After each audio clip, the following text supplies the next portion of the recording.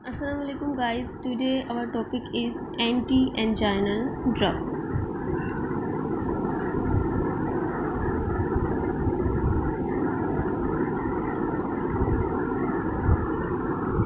Okay, anti anginal drugs को हम क्यों यूज़ करते हैं? जाहिर सी बात है, एंटी एंजाइनल यानी एंजाइना को ट्रीट करने के लिए हम यूज़ कर रहे हैं इसे।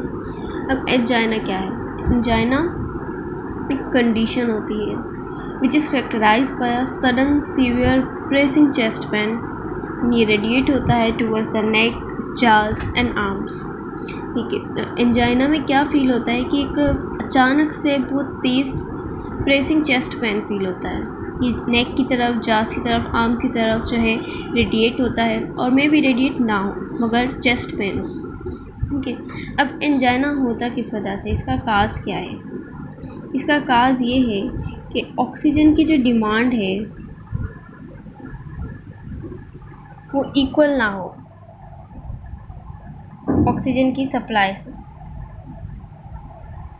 मीन्स के हार्ट को सफिशिएंट ब्लड ना मिल रहा हो अपना काम करने के लिए, या हार्ट की जो ऑक्सीजन डिमांड है वो इंक्रीज़ हो गई हो, ब्लड फ्लो डिक्रीज़ हो गया हो हार्ट का। तो एंजाइना के काजेज़ दो हो सकते हैं। एक तो कोरोनरी आर्टरी में स्पाज़म हो जाए, आर्टरी इतनी कॉन्ट्रैक्टेड उनके ब्लड पहुंचा ही नहीं पा रही हो हार्ट की तरफ। दूसरा जो है, आर्टरीज़ में जो है वो ऑब्स्ट्रक्शन हो जाए,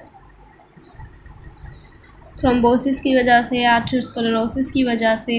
ये अगर ऑब्स्ट्रक्शन हो जाए तो वो भी ब्लड फ्लो जो है नहीं पहुंचा पाती, ब्लड नहीं पहुंचा पाती हार्ट की तरफ। इसकी वजह से ये पेन फील होता है, चेस्ट पेन। देन अब वो कौन से ऐसे सेलुलर प्रोसेस हैं जो ऑक्सीजन डिमांड पूरा ना होने पर पेन को इंड्यूस कर रहे हैं या पेन करवा रहे हैं? तो ये एक अलग सा टॉपिक हो गया, ये हम बाद में डिस्कस करेंगे। पहले हम एंजाइना को कंप्लीट करते हैं कि एंजाइना के अब रिस्क फैक्टर क्या हैं जो ये कंडीशन कर सकते हैं, स्पाज़म या ऑब्स्ट्रक्शन। तो उसमें हाइपर कोलेस्ट्रीमिया आ गया, एलडीएल ज़्यादा हो जाए, smoking, alcohol, hypertension, diabetic mellitus, इन सब चीज़ों में ये सब चीज़ों से जो है स्पाज़म, ऑब्स्ट्रक्शन वगैरह हो सकती है। जैसे कि हाइपरटेंशन है, ब्लड जो है बहुत तेज़ी से ब्लड वेसल से गुजर रहा होता है, तो ब्लड वेसल्स को वो इरोड कर सकता है, डैमेज कर सकता है, जिसकी वजह से वहाँ प्लेटलेट्स एग्रीगेट होना स्टार्ट हो जाते हैं और ऑब्स्ट्रक्शन काज कर सकते हैं या स्पाज़म काज कर सकते हैं। ठीक है, अब हमें क्या करना है एंजाइना को ट्रीट करने के लिए? तो हमारा मेन गोल क्या होगा? ये हम ऑक्सीजन डिमांड को इक्वल कर दें ऑक्सीजन सप्लाई से। किस तरीके से कर सकते हैं हम? दो तरीक़ों से। एक कि हम ऑक्सीजन डिमांड को ही कम कर दें, दूसरा हम ऑक्सीजन डिमांड को इक्वल कर दें ऑक्सीजन सप्लाई के। ठीक है, अगर ऑक्सीजन डिमांड को हम कम कर देते हैं, कितना कि वो इक्वल हो जाए ऑक्सीजन सप्लाई के, तो वो करने के लिए हमें हार्ट के वर्क को कम करना पड़ेगा कि ताकि हार्ट जो है वो कम काम करे, उसको कम नीड हो ऑक्सीजन की, और वो इक्वल हो जाए ऑक्सीजन सप्लाई के। दूसरी चीज़ हम क्या करेंगे कि हम ब्लड फ्लो को कंट्रोल करेंगे, ब्लड फ्लो को इंक्रीज़ कर देंगे ताकि वो ज़्यादा से ज़्यादा ऑक्सीजन दे, सप्लाई करे, जो कि इक्वल हो जाए ऑक्सीजन डिमांड के। तो ये दो चीज़ें करनी है हमें। अब हार्ट पर जो है जो ड्रग्स एक्ट करेंगे वो हम आगे पढ़ते हैं, कौन कौन से ड्रग्स एक्ट करते हैं। ठीक है, तो पहले एक तो हमें डिक्रीज़ करना पड़ेगा वर्कलोड हार्ट पर,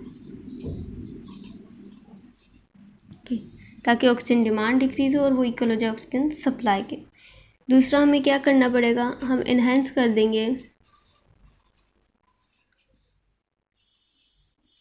ब्लड परफ्यूजन को मायोकार्डियम की। ओके, तो ये दो हमारे पास थेरेपेटिक गोल आ गए। अच्छा, अब ड्रग्स जो हैं कौन कौन से एक्ट करेंगे हार्ट पर वो देखते हैं, और वो ये जो काम कौन कौन से ड्रग्स कर रहे हैं वो देखते हैं।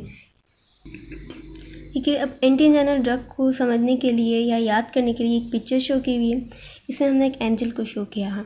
एंजल यानी हम याद कर सकते हैं एंटी एंजाइनल ड्रग्स को। एंजल कब आता है? ये नाइट में मोस्टली हम कहानी में यही देखते हैं, नाइट में आता है। तो नाइट से हो गए नाइट्रेट्स। नाइट्रेट्स जो है या नाइट जो है हमारे पास शॉर्ट भी हो सकती है, लॉन्ग भी हो सकती है, इंटरमीडिएट भी हो सकती है। तो इस तरह हमने नाइट्रेट को कर दिया कि नाइट्रेट शॉर्ट एक्टिंग हो सकते हैं, लॉन्ग एक्टिंग हो सकते हैं, एंड इंटरमीडिएट एक्टिंग हो सकते हैं। तो फर्स्ट क्लास हो गई नाइट्रेट्स की। सेकंड कौन से एक कर सकते हैं जो एंजाइना को ट्रीट करने के लिए? अब यहाँ पर ये जो है ट्री है उससे एक ब्रांच निकल रही है। अब ये ब्रांच जो है आगे नहीं जा सकती है, हमें इसको आगे नहीं लेके जाना तो यहाँ पे हम इसे ब्लॉक कर देंगे। तो ब्रांच यहाँ पर होगी ब्लॉक, तो उससे हमने लिया बीटा ब्लॉकर्स।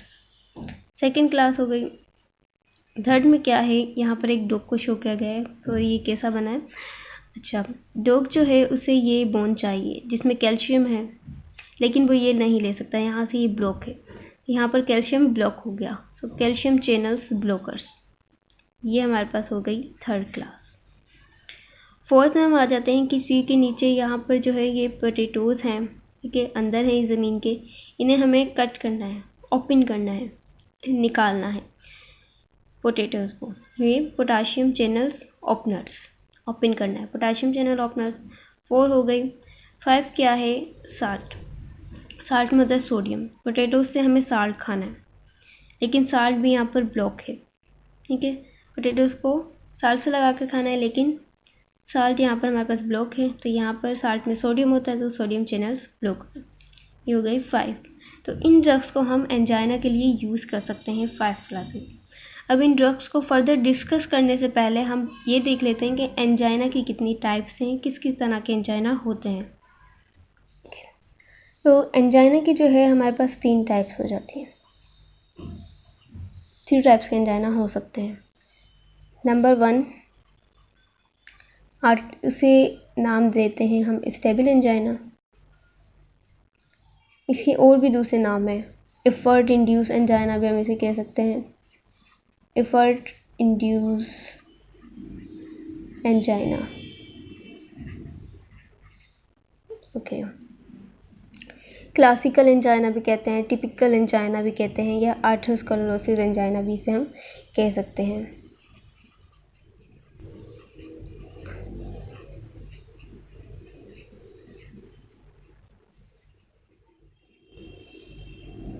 ठीक है। अब स्टेबल एंजाइना, इसमें क्या होता है, कोरोनरी आर्टरी में ऑब्स्ट्रक्शन होती है,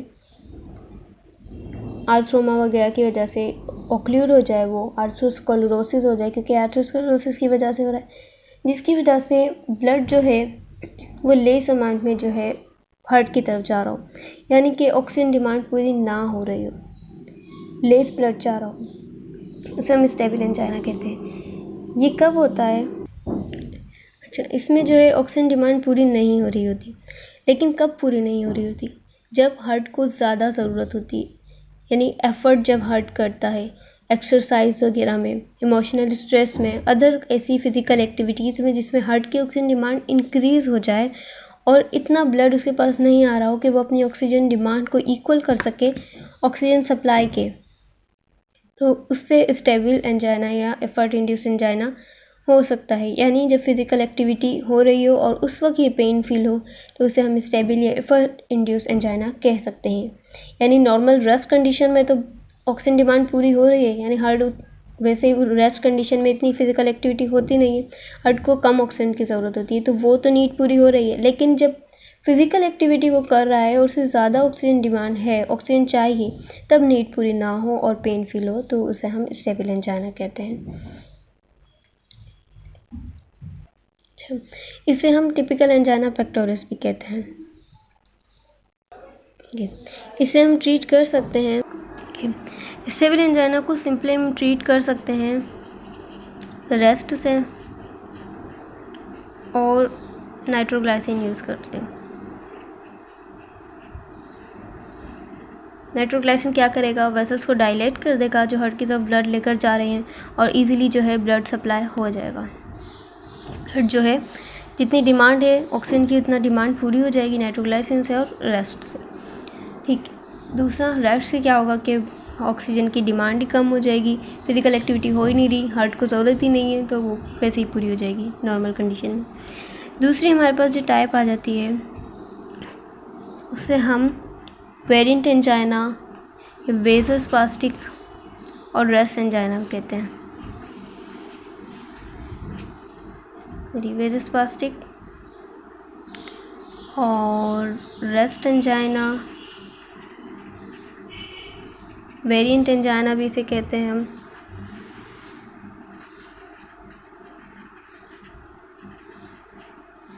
इसके अलावा हम इसे प्रिंसमेटल एंजाइना भी कहते हैं।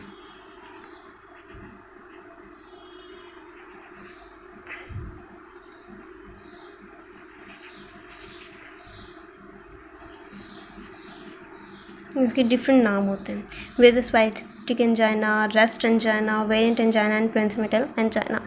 अच्छा, ये कब होता है? रेस्ट कंडीशन में भी ये हो सकता है। होता क्यों है?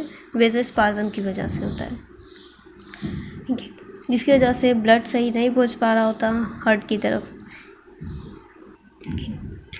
इसमें ये भी हो सकता है आर्थरोस्क्लेरोसिस हो, लेकिन मोस्ट इसका काज क्या है? इम्पोर्टेंट काज वेज़ोस्पाज़म है, ठीक है।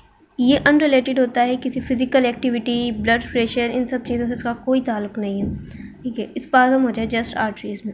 इससे हम किस तरह रिलीव कर सकते हैं? वही वेज़ोडाइलेटर्स दे दें, नाइट्रोग्लाइसिन दे दें, कैल्शियम चैनल्स ब्लॉकर्स दे दें, तो वो वेसल्स को डायलेट कर देंगे और इस तरह जो है ब्लड जो है वो हार्ट की तरफ जाएगा, जितनी ऑक्सीजन की डिमांड होगी उतना, ठीक है। तीसरा हमारे पास आ जाता है, अच्छा इसे हम किस चीज़ से ट्रीट कर सकते हैं? नाइट्रोग्लाइसिन से और कैल्शियम चैनल्स ब्लॉकर से, ठीक है। थर्ड हमारे पास आ जाता है अनस्टेबल एंजाइना। अनस्टेबल एंजाइना को हम किस में लाते हैं? अनस्टेबल एंजाइना जो है ये वो कंडीशन है जो बिटवीन स्टेबल एंजाइना और मायोकार्डियल इन्फेक्शन के बिटवीन की जो कंडीशन होती है। इसमें क्या होता है कि चेस्ट पेन जो है किस तरीके से होता है कि उसकी फ्रीक्वेंसी भी इंक्रीज़ होती जाती है, day by day intensity increase होती जाती है, ड्यूरेशन इंक्रीज़ होती जाती है। इसे हम अनस्टेबल एंजाइना कहते हैं। और ये रेस्ट और नाइट्रोग्लाइसिन से इसे हम ट्रीट नहीं कर सकते। और ये फॉर्म है एक्यूट कोरोनरी सिंड्रोम की। आर्टरीज में कोई हो सकता है कंप्लीट ऑब्स्ट्रक्शन हो गई हो और ब्लड सप्लाई बिल्कुल डैमेज हो जाए, हार्ट की तरफ जा ही ना रहा हो, और इस कंडीशन में जो है हॉस्पिटल एडमिशन ज़रूरी होता है ताकि हम मायोकार्डियल इन्फेक्शन और डेथ से उस पेशेंट को बचा सकें अनस्टेबल एंजाइना में, ओके। अब अनस्टेबल एंजाइना में हमें कौन से ड्रग यूज़ करने हैं, स्टेबल में कौन से ड्रग यूज़ करने हैं, वेज़ोस्पास्टिक में कौन से ड्रग्स यूज़ करने हैं, ये हम आगे नेक्स्ट वीडियो में डिटेल से पढ़ते हैं। अगर आपको ये वीडियो पसंद आई हो तो लाइक करें, सब्सक्राइब करें, और अगर कोई क्वेश्चन हो तो कमेंट बॉक्स में छोड़ दें। इंशाल्लाह मैं जल्द से जल्द उसका जवाब दूँगी। So thank you guys.